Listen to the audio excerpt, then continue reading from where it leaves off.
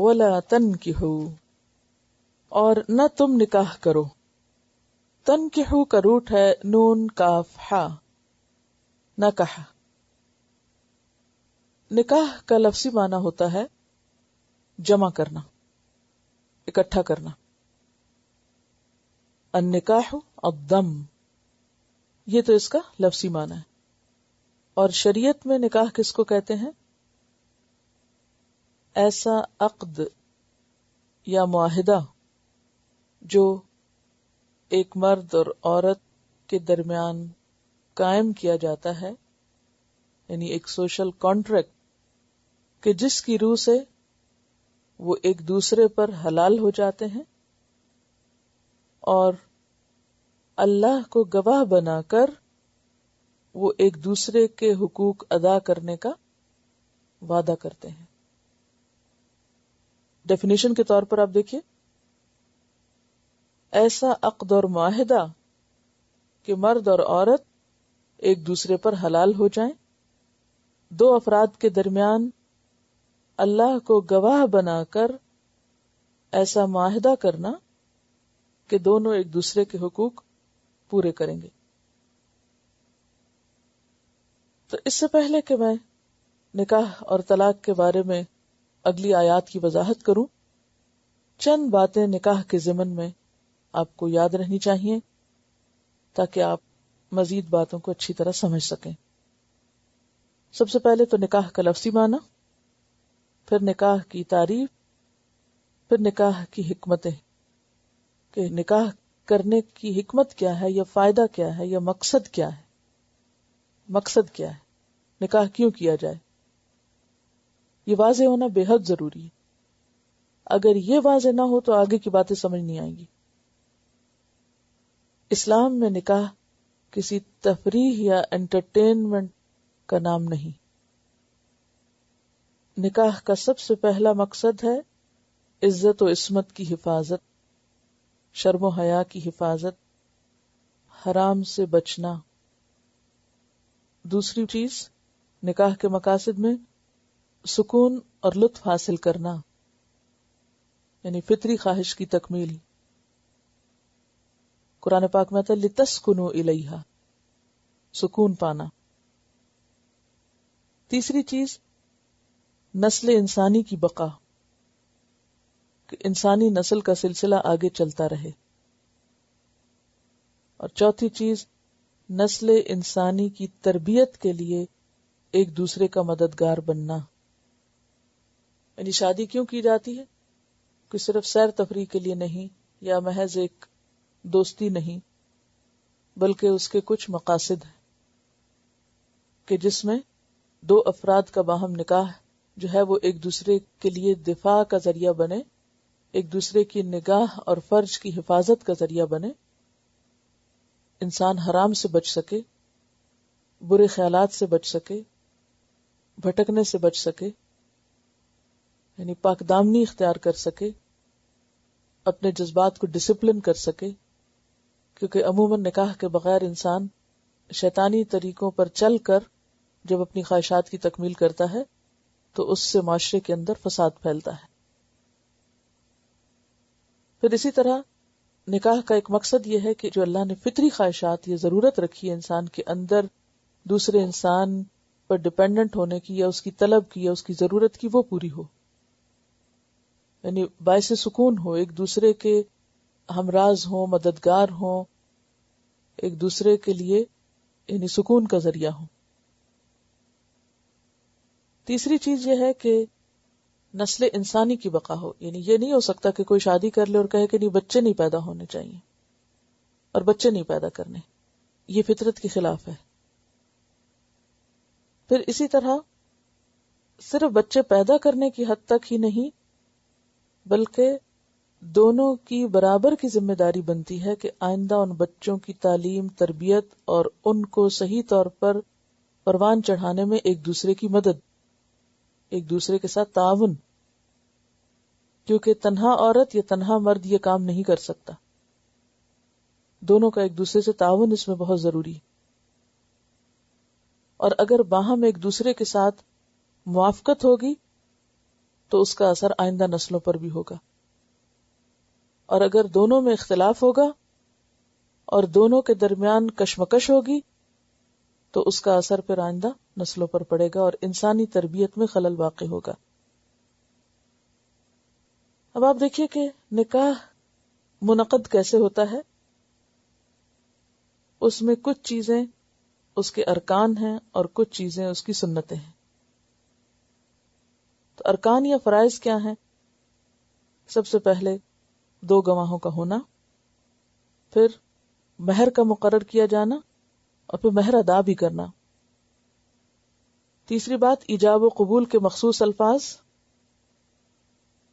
اور چوتھی چیز ولی کی موجودگی یا رضامندی۔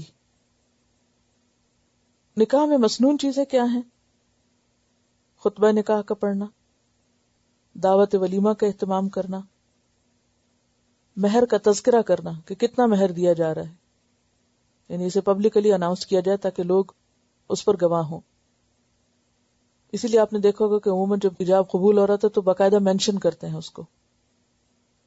پھر اسی طرح دف یا غنا سے تشہیر، یعنی تشہیر نکاح ضروری ہے، یہ نہیں کہ چھپ کے یا خفیہ نکاح کر لیا جائے اور اس میں کسی کو خبر ہی نہ ہو، یہ درست نہیں۔ اور پھر اسی طرح دلہا اور دلہن کو مبارکباد دینا، یہ بھی سنت ہے، یعنی مسنون چیز ہے۔ نکاح کی بنیاد کیا ہے؟ یعنی نکاح کس بنیاد پر کیا جانا چاہیے؟ آپ صلی اللہ علیہ وسلم نے فرمایا کہ عورت سے 4 چیزوں کی بنیاد پر نکاح کیا جاتا ہے، لیکن تم دین کی وجہ سے کرو۔ 4 چیزیں کون سی ہیں؟ مال ہے، حسب نسب ہے، خوبصورتی ہے، اور دینداری ہے۔ تو اس میں بنیادی چیز جو دیکھنے کی ہے وہ دینداری ہے، کہ دین سے لگاؤ ہو اور دین کی طرف رجحان ہو، اور جس میں خاص طور پر فرائض کی پابندی۔ اگر یہ پتہ ہے کہ لڑکی یا لڑکا نماز ہی نہیں پڑھتے تو پھر اس چیز کو مد نظر رکھنا ہوگا، کیونکہ جس نے نماز نہ پڑھی اس نے دین کی بنیاد ڈھا دی، تو جہاں دین کی بنیادیں ہی ڈھہ جائیں وہاں آگے دین کیا ہوگا؟ تو یہ والدین کی ذمہ داریوں میں سے ہے کہ وہ نکاح کرتے وقت اس چیز کو بھی دیکھیں۔ تو یہاں پر حکم یہ ہو رہا ہے کہ وَلَا تَنْكِحُوا الْمُشْرِكَاتِ، نہ نکاح کرو مشرک عورتوں سے۔ مشرکات مشرکتن کی جمع ہے، یعنی جو شرک کرنے والے ہیں اللہ کی ذات، صفات، اس کی ربوبیت یا الوہیت میں، بت پرست ہوں یا ستارہ پرست ہوں یا آگ پرست ہوں یا کچھ بھی۔ تو گویا نکاح میں پھر سب سے پہلی چیز کیا ہوئی؟ دینداری، عقیدہ، عقیدے کی موافقت۔ تو مسلمان مردوں کو کہا جا رہا ہے کہ وہ کیا نہ کریں؟ مشرک عورتوں سے شادی نہ کریں۔ کب تک نہ کریں؟ حتی یؤمننا، یہاں تک کہ وہ ایمان لے آئیں۔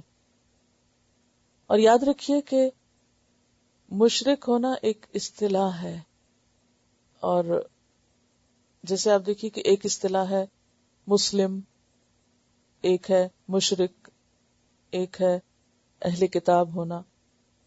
تو اہل کتاب کون ہے؟ جو الہامی ادیان پر قائم ہے، جیسے یہود و نصارہ ہیں۔ مشرک کون ہے؟ جو کسی الہامی دین کو نہیں مانتے، وہ خواہ بتوں کی پوجا کریں یا پھر یعنی کسی بھی آبجیکٹ کی پوجا کریں، اللہ کی ذات میں یا صفات میں کسی بھی چیز میں شریک کریں۔ تو یہاں جس کا ذکر ہو رہا ہے وہ شرک ہے۔ حتی یؤمننا، یؤمننا میں 2 نون جمع ہے، دیکھ رہے ہیں نا آپ، نون کے اوپر شد ہے۔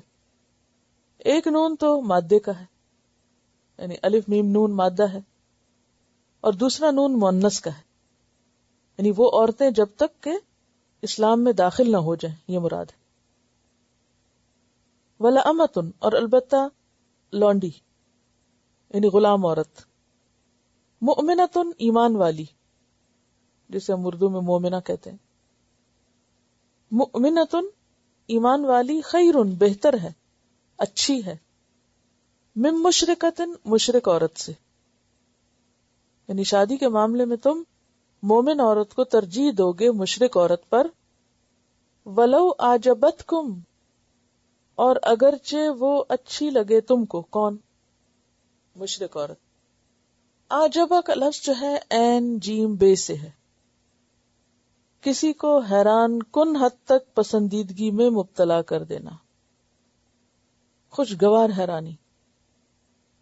یعنی خواہ کوئی مشرک عورت تمہیں بہت ہی امپریس کر دے یا تمہارے دل میں اتر جائے، تمہیں اس سے کتنی بھی محبت ہو، لیکن تم وہاں نکاح نہیں کر سکتے. یہ قرآن کا فیصلہ ہے.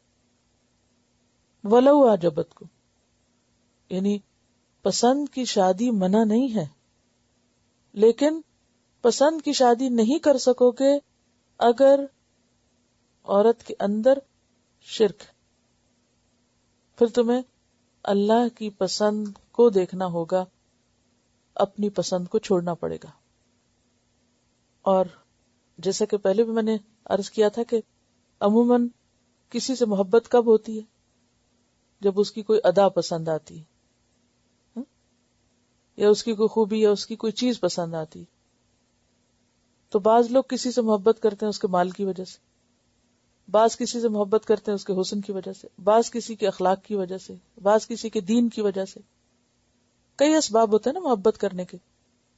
بعض لوگوں کے نزدیک شکل و صورت کوئی اہمیت نہیں رکھتی، دین اہمیت رکھتا ہے. بعض کے نزدیک دین کوئی اہمیت نہیں رکھتی، مال اہمیت رکھتا ہے. تو ہر ایک کی اپنی اپنی چوائس ہوتی ہے. تو اللہ تعالیٰ کیا فرما رہے ہیں کہ خواہ مشرک عورت کے پاس کتنا ہی مال ہو، جمال ہو، یعنی خوبصورتی ہو، حسب نسب ہو، کیسے ہی گھرانے کی کیوں نہ ہو، کیسا ہی بظاہر اخلاق کیوں نہ ہو، کتنی ہی انٹیلیجنٹ یا بہت بڑی ڈگری رکھنے والی کیوں نہ ہو، لیکن چونکہ ایک کوالیفیکیشن نہیں ہے جو first and foremost basic requirement ہے، اور وہ ایمان کی ہے، لہذا تم نکاح نہیں کر سکتے، ڈسکوالیفائی کر. والذین آمنوا اشد حبا للہ، ایمان کا تقاضا یہ ہے کہ اللہ کی محبت سب سے زیادہ ہو. اب یہاں دو محبتیں ٹکرانے لگی ہیں، تو اس لیے اللہ کی محبت کو ترجیح دیتے ہوئے اپنی محبت کو انسان قربان کرے گا. وَلَوْ أَعْجَبَتْكُمْ وَلَا تُنْكِحُوا، اور نہ تم نکاح کر کے دو المشرکین، مشرک مردوں کو. یعنی جس طرح مومن مرد مشرک عورت سے شادی نہیں کر سکتا، اسی طرح مومن عورت کی شادی مشرک مرد سے نہیں کی جائے گی. یہاں آپ دیکھ رہے ہیں تن کے ہو خود نکاح کرنا ہے اور تن کی ہو نکاح کر کے دینا ہے. زبر اور پیش کا فرق ہے. تو اس سے کیا پتہ چلتا ہے کہ لڑکی کا نکاح اس کے ولی یا اس کے ذمہ دار کر کے دیں گے، وہ خود نہیں کرے گی اپنا نکاح جا کے. اور نہ تم نکاح کر کے دو المشرکین، مشرک مردوں کو، حتی یؤمنوا، یہاں تک کہ وہ ایمان لے آئیں. ہاں اگر وہ اسلام قبول کر لیں، سچے دل سے مومن ہو جائیں، تو پھر ان کے ماضی کو نہیں دیکھو گے، ان کے ایمان کی وجہ سے ان سے شادی کر دو گے. جیسے حضرت ام سلیم کے بارے میں آتا ہے کہ ابو طلحہ نے ان کو نکاح کا پیغام بھیجا جبکہ وہ مشرک تھے. تو ابو طلحہ بہت اچھے انسانوں میں سے تھے، بہت امیر لوگوں میں سے تھے. یاد ہے کہ جن کا ایک باغ تھا مسجد نبی کے سامنے. تو انہوں نے حضرت ام سلیم کو نکاح کا پیغام بھیجا، تو ام سلیم نے انکار کر دیا اور کہا کہ تم ایسے شخص ہو جو بتوں کو پوجتے ہو، وہ بت جو فلاں شخص نے فلاں درخت سے کاٹ کے اپنے ہاتھ سے گھڑ کے بنایا تھا، لہٰذا میں تم سے نکاح نہیں کر سکتی. ہاں اگر تم مسلمان ہو جاؤ تو میں نکاح کروں گی اور تم سے مہر نہیں لوں گی، میرا مہر اسلام ہوگا، تمہارا اسلام قبول کرنا میرا مہر ہوگا. تو انہوں نے اسلام قبول کر لیا اور پھر اس طرح ان سے شادی ہو گئی. یہ حضرت انس کی والدہ تھی. تو یہاں پر کیا ہے؟ وَلَا تُنْكِحُ الْمُشْرِكِينَ حَتَّى يُؤْمِنُوا، جب تک ایمان نہ لائیں نکاح نہیں کر سکتے. وَلَا عَبْدٌ مُؤْمِنٌ، اس کی بجائے تم کسی غلام لڑکے سے شادی کر دو بیٹی کی، اس زیادہ بہتر ہے، خیرٌ بہتر ہے، من مشرکن مشرک سے. یعنی ایک طرف ایمان ہے لیکن دنیاوی وجہ اور چیزیں نہیں ہیں، وہ زیادہ بہتر ہے بنسبت اس کے کہ دوسری طرف دنیاوی سٹیٹس بہت بلند ہے مگر ایمان نہیں، دین نہیں. اور پھر وَلَوْ أَعْجَبَكُمْ، خواہ وہ تمہیں کتنا ہی اچھا لگے. پھر عجبہ کا معنی وہی اوپر جو گزرا ہے. اولئک وجہ کیا ہے, کیوں نہیں کر سکتے, ریزن کیا ہے؟ اولئک یہ لوگ, کون لوگ؟ مشرک. یدعون دعوت دیتے ہیں, پکارتے ہیں اپنے قول اور فعل سے, مال سے, کس کی طرف؟ الی النار, آگ کی طرف. اگر تمہارا ان سے ازدواجی تعلق ہوا تو پھر اندیشہ ہے کہ تم ان کی باتوں میں آ کر اپنا دین چھوڑ بیٹھو گے, اور اگر تم نے دین چھوڑ دیا اور تم نے بھی شرک کر لیا تو پھر گویا تم نے ان کی آگ کی طرف جانے کی دعوت قبول کر لی. اور جیسا کہ آپ سب جانتے ہیں کہ نکاح جمع کرنے کا نام ہے نا, تو دو لوگ اور دو خاندان جمع ہوتے ہیں اور پھر دونوں کا ایک دوسرے پر اثر ہوتا ہے.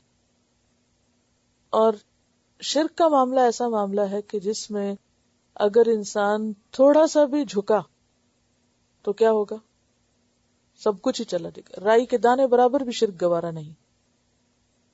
اللہ تعالیٰ سب گناہ معاف کر سکتا ہے لیکن شرک کا گناہ معاف نہیں ہوگا. لہذا ایسے نکاح میں بہت چانسز ہیں کہ ایمان جاتا رہے, اور اگر ایمان چلا جائے تو باقی کوئی بھی چیز کارآمد نہیں. واللہ یدعو الی الجنہ, دوسری طرف اللہ پکار رہا ہے. اب تمہیں اپنے جذبات کی قربانی تو دینی ہے, لیکن اس قربانی کے عوض تمہیں ملے گا کیا؟ ذرا دیکھو تو, جنت. والمغفرتی, اور مغفرت. جنت کی دعوت دے کر نیک عمل پہ ابھارا گیا, اور مغفرت کی دعوت دے کر گناہوں سے توبہ پہ ابھارا گیا. بِإِذْنِهِ, اپنے اذن سے. وَيُبَيِّنُ آیَاتِهِ, اور وہ اپنی آیات کو بیان کرتا ہے, للناس, لوگوں کے لیے. لعلہم, تاکہ وہ کیا کریں؟ یتذکرون, نصیحت حاصل کریں. تذکر کا لفظ جو ہے زال کاف رے, اس کا روٹ ہے اہتمام کے ساتھ بھولے بسرے سبق کو یاد کرنا, غفلت دور کرنا. عام طور پر ایسا ہوتا ہے نا, ماں کے پیٹ سے مسلمان پیدا ہوئے اور مسلمان بڑے ہوئے, پھر ہمیں بھول جاتا ہے کہ ہماری اصل کیا ہے. پھر کچھ عرصے کے بعد کیا ہوتا ہے, انسان دنیا میں پڑھ کر اپنے دین سے بعض اوقات دور ہونے لگتا ہے, اور پھر بعض اوقات اتنی غفلت ہو جاتی کہ یہ بھی بھول جاتا ہے کہ وہ ہے کون, اور اس کو شادی بیاہ کے موقع پر کن تعلیمات کا خیال رکھنا ہے. تو ایسی صورت میں انسان کو پھر شریعت ہی کے قاعدے کی طرف توجہ کرنی ہوگی اور بھولے ہوئے سبق کو یاد کرنا ہوگا. یعنی شادی کے شوق میں یہ مت بھول جاؤ کہ تم مسلمان ہو اور تمہیں مسلمان ہی کے ساتھ نکاح کرنا ہے. یہ مسائل جاننا سب کے لیے ضروری ہے نا, جسے خاص طور پہ پہلی بات ہے کہ مشرکوں سے نکاح نہیں ہوتا. اب دیکھیے کہ یہاں عام طور پر یا کسی بھی ایسی ملٹی کلچرل سوسائٹی میں جہاں مسلمان رہتے ہوں وہاں ایسی بہت سی مشکلات سامنے آتی ہیں. ایک مسلمان لڑکی یا لڑکے کا کسی مشرک سے نکاح سیدھا سیدھا کیا ہے؟ آگ کا راستہ. دنیا کی ایک خواہش کو پورا کرنے کی خاطر آخرت کا سراسر نقصان. لیکن کتنے مسلمان گھرانے ایسے ہیں جن میں یہ احساس اور شعور بھی اب باقی رہ رہا ہو. اور اس چیز کی بھی بچپن سے ہی بچوں کے ذہن میں اہمیت ڈالنے کی ضرورت ہے. یعنی یہ موضوع ہو سکتا ہے کہ آپ سمجھیں کہ آپ کو بچوں کے ساتھ شیئر نہیں کرنا, لیکن اچھے انداز میں آپ بچوں کے ساتھ شیئر کر سکتے تاکہ انہیں اپنی لمٹس اور حدود کا پہلے سے ہی پتا ہو. چلیے تھوڑا سا اس کو مزید دیکھتے ہیں. وَلَا تَنْكِحُوا الْمُشْرِكَاتِ حَتَّى يُؤْمِنَّ, اور نہ تم نکاح کرو مشرک عورتوں سے یہاں تک کہ وہ ایمان لے آئیں. جیسا کہ بات یہ ہوئی تھی کہ یہ آیات امت مسلمہ کو بحیثیت ایک امت مسلمہ کے فرد کے اپنی ذمہ داری پوری کرنے کے لیے تیار کر رہی ہیں. تو اس تیاری کا ایک حصہ یہ بھی ہے کہ نکاح اور طلاق اور شادی بیاہ کے معاملات کو بھی صحیح طریقے پر چلایا جائے یا صحیح طریقے پر ادا کیا جائے. جس شخص کے ذمہ دوسروں کو اسلام کی طرف لانا ہو, اگر وہ خود ہی ان کی طرف ڈھلک جائے, جھک جائے تو وہ اپنی ذمہ داری تو بھول ہی جائے گا کہ اسے کیا کرنا تھا. تو چونکہ اس میں اپنے ایمان کے جانے کا اندیشہ ہے اور نسلوں کے ایمان کے جانے کا اندیشہ ہے. بھلے اگر کوئی شخص یہ حجت پیش کرے کہ نہیں میرا ایمان بہت سٹرانگ ہے اور ایک دفعہ شادی ہونے دے بعد میں لڑکی کو مسلمان کر لوں گا اور پھر دیکھا جائے گا، تو نہیں. اللہ تعالی زیادہ بہتر طور پر جانتے ہیں کہ کون سی چیز انسان کے حق میں فائدہ مند ہے اور کون سی چیز نہیں. تو اس میں کوئی کمپرومائز نہیں کیا جائے گا.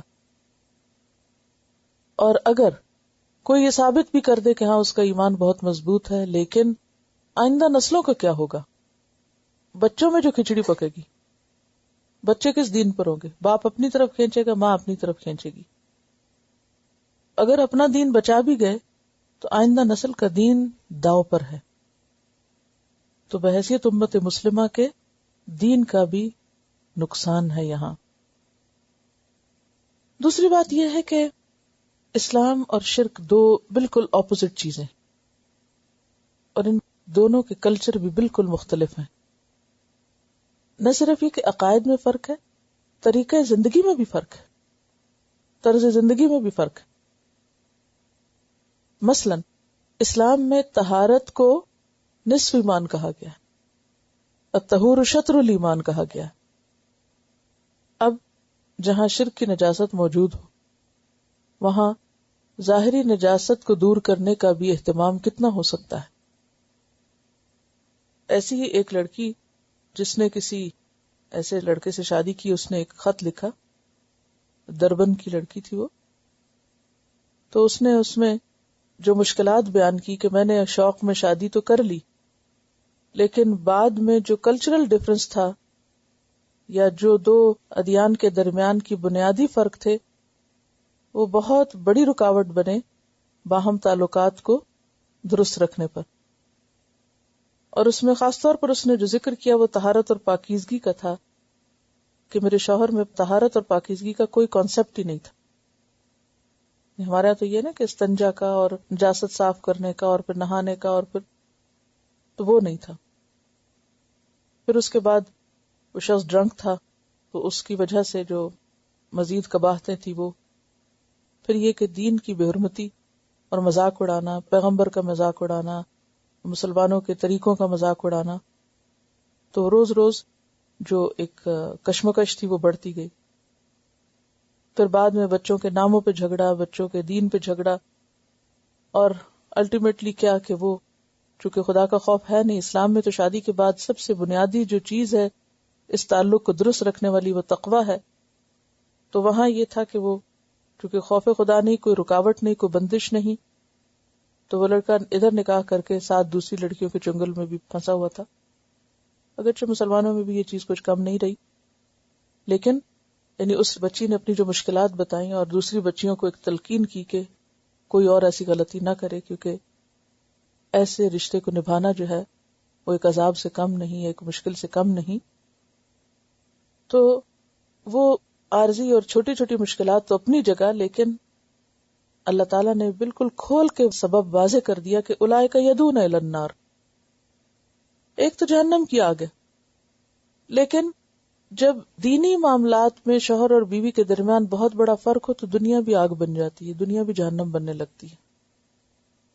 کیونکہ اگر کوئی ایک شخص عقیدے میں سٹرونگ ہے یا دین میں سٹرونگ ہے تو اس کے لیے دوسرے شخص کا دین سے باہر ہونا یا دین سے دور ہونا یا دین کا مذاق اڑانا کچھ کم جلن اور کڑھن کا سبب نہیں ہو سکتا. اور اس لیے اپنے جذبات کی وقتی قربانی جو کہ ایک تکلیف دہ بات ہے اس کو کرنا زیادہ بہتر ہے، کیونکہ واللہ یدعو الی الجنہ. آج تم اپنی محبوب چیز اللہ کی خاطر چھوڑو گے تو اس کے بدلے میں جو صبر کرو گے اللہ تعالیٰ تمہارے لیے جنت کا وعدہ کرتا ہے. کیونکہ انسان کا جس چیز پہ دل آ جائے اس سے خود کو روکنا یا بچوں کو روکنا ایک مشکل کام ہے. لیکن اگر اس قربانی کو انسان اللہ کی خاطر کرتا ہے، دین کی خاطر کرتا ہے، تو نہ صرف یہ کہ دنیاوی اعتبار سے انسان مشکل سے بچتا ہے بلکہ دینی اعتبار سے اللہ کے ہاں اس صبر پر بہت بڑا اجر پائے گا. اس لیے فرمایا کہ واللہ یدعو الی الجنۃ والمغفرۃ باذنہ ویبین آیاتہ للناس. اللہ نے اپنی آیات واضح کر دی ہیں لوگوں کے لیے، لیکن اگر لوگ ان آیات کو پڑھیں ہی نہ، جانیں ہی نہ، آگے اپنے بچوں کو بتائیں ہی نہ، ان حدود کے بارے میں واضح ہی نہ کریں، تو پھر اللہ تعالیٰ نے تو بندوں کے ساتھ اپنی رحمت کی ذمہ داری پوری کر دی. اب یہ بندوں پر ہے کہ وہ کیا کرتے ہیں. اب یہاں ہو سکتا ہے کسی کے ذہن میں اہل کتاب عورتوں سے شادی کرنے کا سوال آ رہا ہو، تو وہ انشاءاللہ اپنے مقام پر جہاں وہ موضوع آئے گا وہاں تفصیل سے اس پہ بات کریں گے. تو خلاصہ اس آیت کا کیا ہے، حکم کیا ہے کہ مومن مرد مشرک عورت سے اور مومن عورت مشرک مرد سے نکاح نہ کرے. ایسا نکاح حرام ہے، بلکہ قائم ہی نہیں ہوتا. قرآن پاک میں اللہ تعالیٰ فرماتے ہیں قُلْ لَا يَسْتَوِي الْخَبِيثُ وَالطَّيِّبُ وَلَوْ أَعْجَبَكَ كَثْرَةُ الْخَبِيثِ، کہ خبیث اور پاک برابر نہیں ہو سکتا، خواہ تمہیں خبیث کی کثرت کتنی ہی پسند کیوں نہ آ جائے. لہذا کثرت سے یا بظاہر حسن سے یا بظاہر کسی بھی اٹریکٹیو بات سے تم متاثر نہ ہو، بلکہ اللہ تعالیٰ کے حکم کو یاد رکھو اور اپنے دین کی حفاظت کرو. اور اس معاملے میں اگر تمہیں اہل ایمان میں کوئی اچھے سٹیٹس کی خاتون نہیں بھی ملتی اور غلام خاتون سے تمہیں بدلے میں نکاح کرنا پڑتا ہے یا غلام مرد کو قبول کرنا پڑتا ہے، تو وہ کر لو، وہ کہیں زیادہ بہتر ہے، کیونکہ اس میں ایمان کی حفاظت ممکن ہے.